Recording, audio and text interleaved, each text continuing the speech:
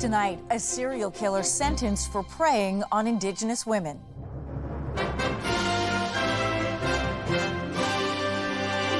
Face to face with the man who murdered their loved ones. He's an evil monster, ripped our souls to pieces. The judge's ruling and the strong message sent. A major campaign shift in BC. The opposition joins forces to take on the government. This is the right thing for us as a party, and it's the right thing for British Columbians. Turning on the taps in a dry Alberta town. That's super exciting. Obviously a long time coming. Marching and rolling to Olympic glory. Canada's Paralympic team starts its quest for gold. We're here, we're disabled, we're in our wheelchairs, and we're going to take our place on the world stage and in history. Plus, a new form of animal therapy. It's like a super cool, super different experience. Hugging heifers to soothe the soul. Like a fluffy dog.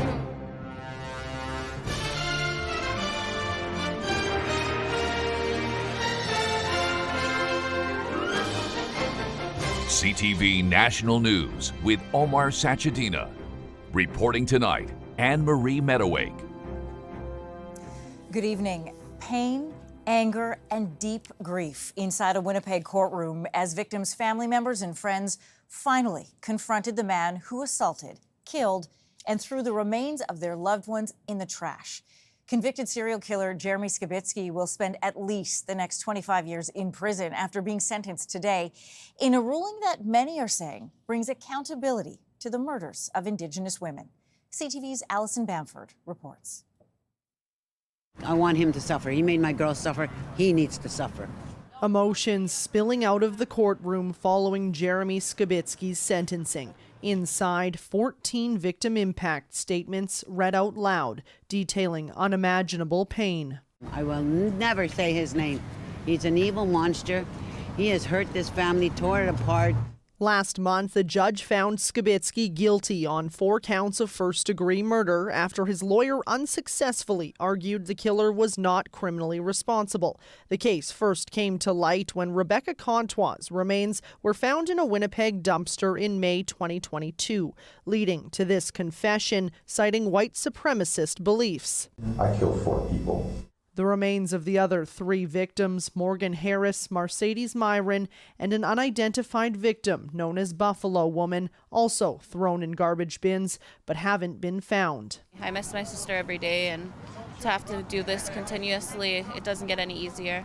Today, a judge handed Skibicki 4 automatic life sentences to be served at the same time with no chance of parole for 25 years, saying it's the only sentence he could impose and will regrettably not adequately reflect the gravity of these offenses. It would be a massive challenge for Mr. Skibicki to persuade the parole board that he should be essentially granted parole in 25 years. No amount of jail time will be long enough, family members say, but the ruling sends a strong message. Today sets a precedent that if you attack a First Nation woman, you will be held accountable. The case became a catalyst for missing and murdered Indigenous women and girls advocacy, sparking nationwide calls to search a Winnipeg landfill for Harris and Myron's remains, now scheduled for the fall. We want her home. We have no closure. Throughout the entire legal process, Skibicki hasn't shown any emotion. Today, the judge gave him a chance to address the courtroom, an opportunity he declined. Anne-Marie? Thank you, Alison.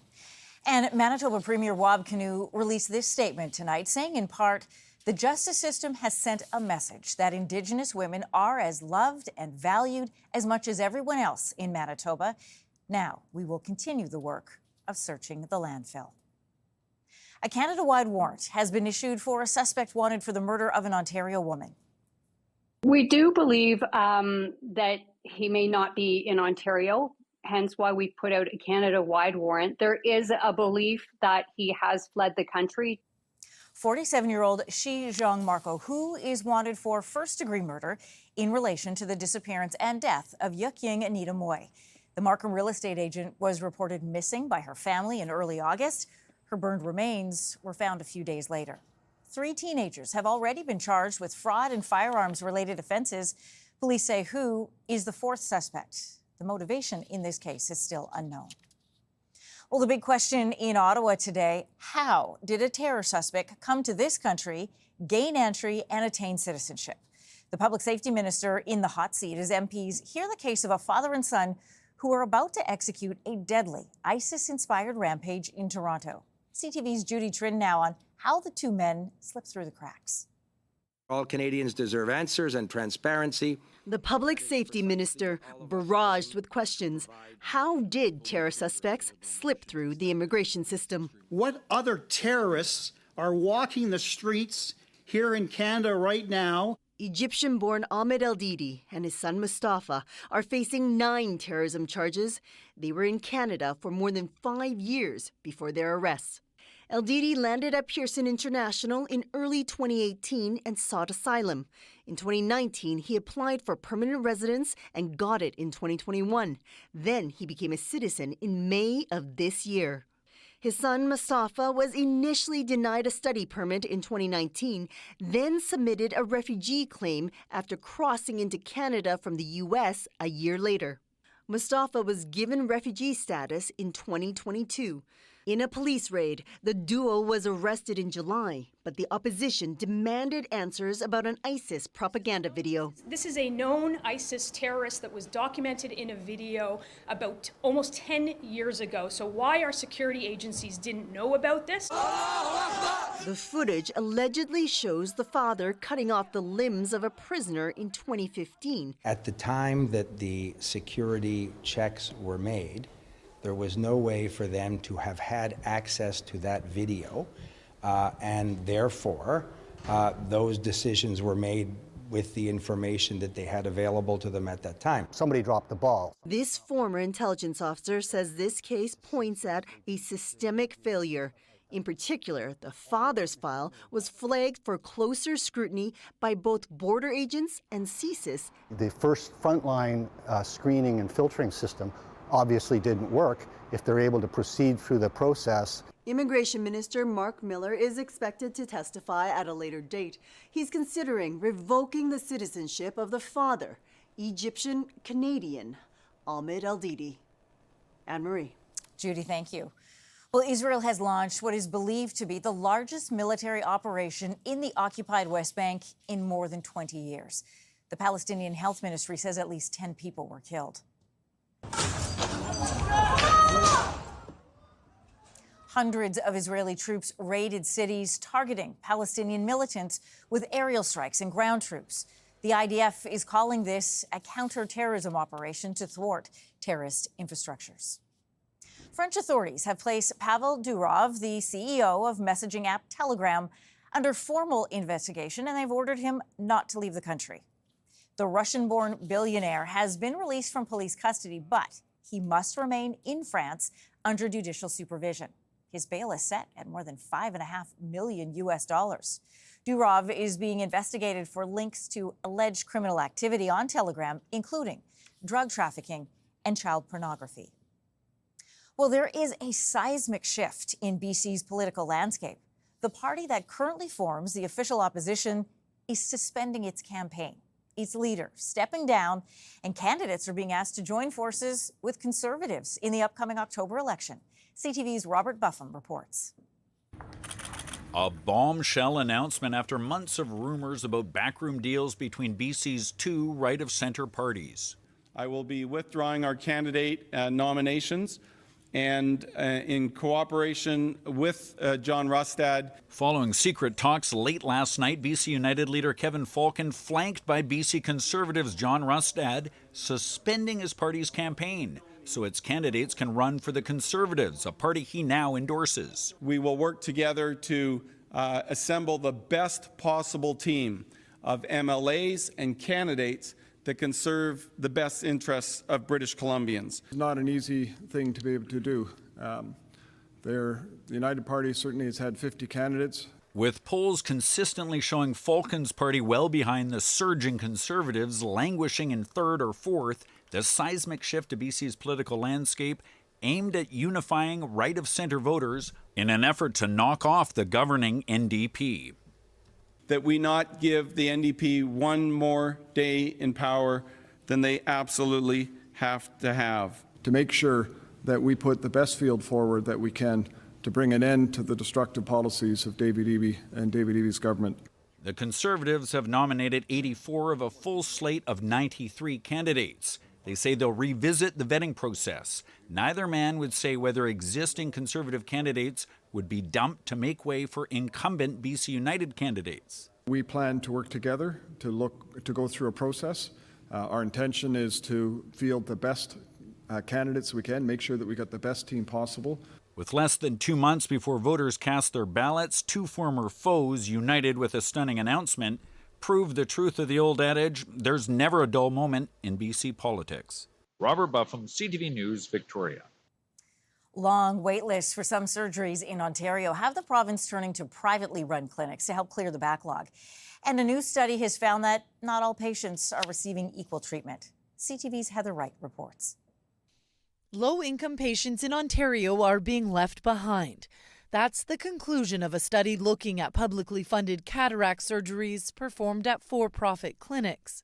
The government's new policy was designed to benefit all people, regardless of ability to pay. And so we wanted to, verify and study and see, is that really how it's playing out in the real world? Ontario is one of many provinces looking to the private sector for help in clearing long surgical wait lists, with nearly a quarter of all cataract procedures in the province now done in for-profit clinics. The study looked at nearly 1 million cases, along with the patient's socioeconomic status and whether their surgeries were done at a public hospital or private clinic. Researchers found 23% of people in Ontario's highest socioeconomic group used private clinics versus 14% of patients in the lowest socioeconomic group. The study's lead author says low-income patients can be deterred from using for-profit centers, as patients are often asked to pay for additional services, some necessary, many not. It is just a way to buy one's way to the front of the line. 85-year-old Maureen Monroe opted to have her surgery done at a private clinic in London, Ontario, when she was told she'd have to wait 2 years to have it performed in hospital. I put it on a credit card. Her bill was nearly $7,000. The ministry is reviewing her surgery to determine if it should be covered. Why am I not receiving the medical care that should be given in Ontario? The Ontario government says 18,000 people were able to get cataract surgeries last year because of this partnership, which it plans to expand. The study says more robust safeguards are needed to ensure no one is paying extra in any part of the country for provincially insured services. Anne-Marie. Thanks, Heather. Well, a historic Paralympic Games open today in Paris. More than 4,000 athletes, that's a record number, are competing in 22 different sports. And for the first time, they'll be paid for the medals they win, just like their Olympic counterparts. CTV's Jean-Pierre Vauchemin has more on the excitement. Flags, fans, and cheers are back on the streets of Paris. The heart of the City of Lights is once again the backdrop, this time for the feats of Paralympians. Well, I've got the children with me, so I've got a 3-year-old and a 5-year-old, Adrian and Seth. They're in the queue at the moment. It's just a really great opportunity to sort of open their eyes to kind of equal opportunities, see some absolutely incredible sporting feats. And this time, no raincoat necessary for this historic outdoor ceremony under clear skies. The Parade of Nations proceeded 2 kilometers down the iconic Champs-Élysées to the Place de la Concorde.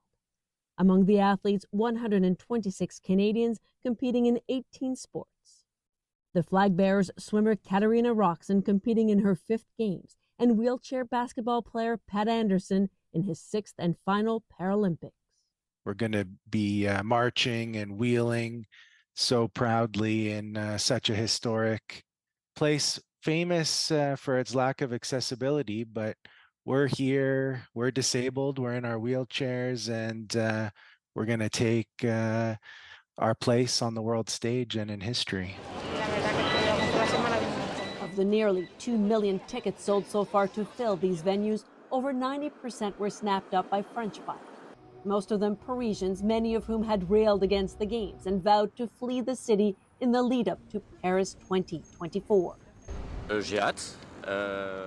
I'm looking forward to this, says this Parisian, a wonderful celebration continuing on with the Games. Now, Canada landed 21 medals in Tokyo and says it's ready to build on that, take up this challenge. Geneviève Beauchemin, CTV News, Montreal. And we wish them good luck. Coming up. All my friends from Taber that we had the second drink in the town. A southern Alberta town turns to alcohol for the first time in more than a century. Plus, Travis Kelce bets on a Canadian racehorse with a swift name.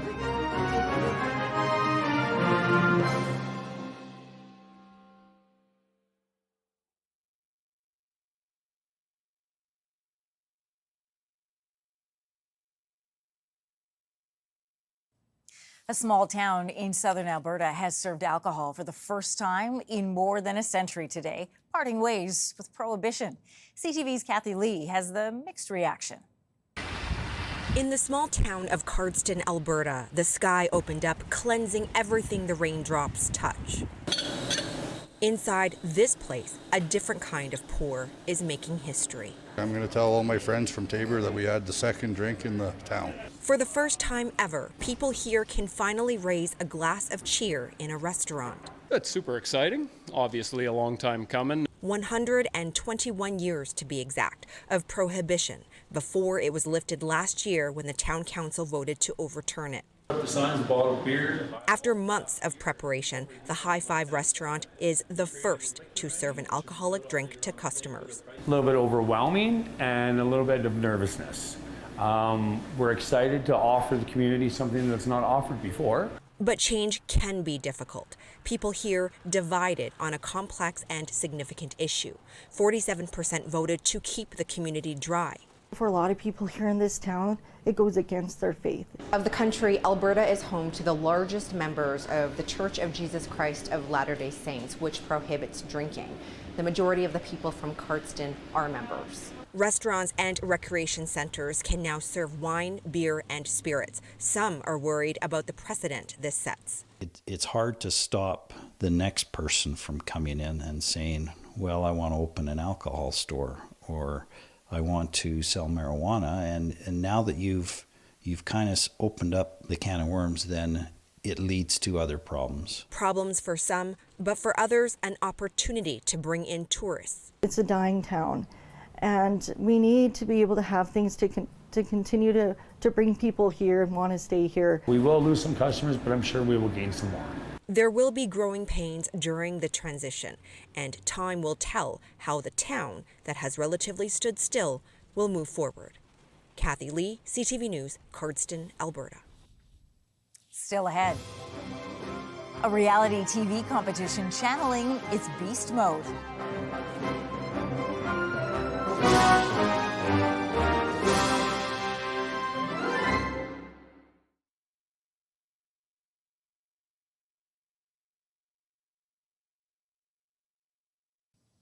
A miniature village has appeared in Toronto. It's the set of a high-profile YouTuber's latest creation. Mr. Beast, who has more than 300 million followers, has come to town for a new reality TV show. But as CTV's Adrian Gabriel reports, Beast Games is being shot under a cloud of controversy. The only way to catch a glimpse is from high above. This sprawling village built on the grounds of an abandoned airport is now the film set for the biggest reality competition TV series ever. It's insane, right? It's insane. 1,000 contestants are taking part. The winner takes home $5 million. This scale is massive. Like normally reality TV in the US, the participant count taps out at about 24. So Netflix was pushing it when they did 456. And now we're talking about 1,000. The logistics of managing all of that, I don't know if there's anyone who works in television who really knows how to do it. The project is a joint venture between Amazon MGM Studios. Go ahead and start the timer. And YouTube celebrity Jimmy Donaldson. Known as Mr. Beast, Donaldson has the most subscribers on YouTube with more than 300 million. His channel is known for videos that center around extravagant stunts, charitable giveaways, and competitions. A production set for the series has been built in Toronto's North End, surrounded by a red wall and security. Aerial footage shows a large cement tower, palm trees, a soccer pitch, and what appears to be 12 single-story dwellings. Previously, the production was filming in Nevada, where concerns were raised by contestants. All of these issues of like really bad conditions people worried about being trampled, people not having access to food or not getting medications on time. We've learned a Toronto company is in charge of producing this portion of the production. And when it comes to reality shows, those working here tell us the sheer scale makes this the largest in Canadian history. Filming is underway and expected to last up to a month in total. We reached out to Amazon for comment. They've yet to respond to our email.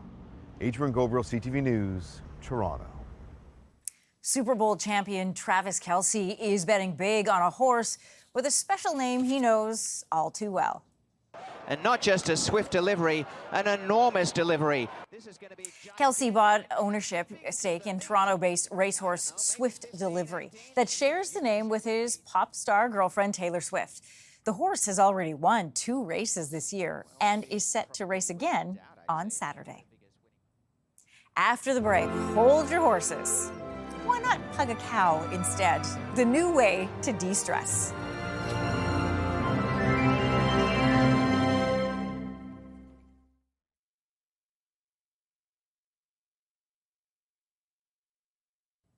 A new comfort animal has come to Canada, cow cuddling, where you can get up close and personal with some bovine beauty and boost your mood. CTV's Garrett Barry explains.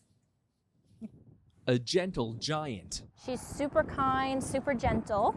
She's probably one of the friendliest cows that I've met. Maybe a bit smelly, but well worth They're it. probably a little bit underappreciated for what they can offer for the human soul. He feels like a dog almost, like a fluffy dog. At Jim Lester's farm, cows are for more than milk. Cuddling is the hot new thing. It's kind of a trend and an activity that's becoming popular, continent-wide and even in Europe. Fueled by the power of social media, cow cuddling is everywhere. Who could resist a picture like this? They're really amazed by, a cow's demeanor and just being around these big, gentle creatures.